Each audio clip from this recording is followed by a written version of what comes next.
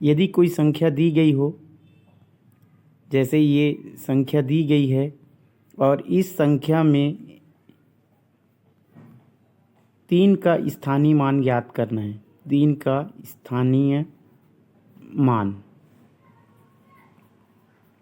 तो सबसे पहले हम दी गई संख्या को नीचे लिखें और उसके बाद जितनी संख्या हो उसके लिए 0 लगा दें, इस तरह से। तो दी गई संख्या का स्थानीय मान हमको मिल जाएगा, जैसा कि 3 का स्थानीय मान दी गई संख्या में 300 है।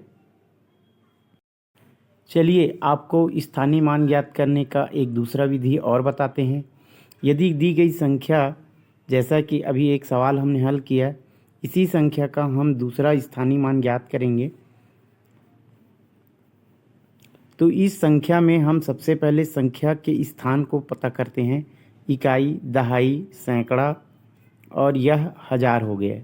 तो दी गई संख्या यदि 3 का स्थानीय मान ज्ञात करना है तो इसको हम दी गई स्थान यानी कि सैकड़े वाले स्थान यानी कि हम इसको 100 से गुना कर देते हैं, तो ये बराबर हमारा 300 आ जाता है।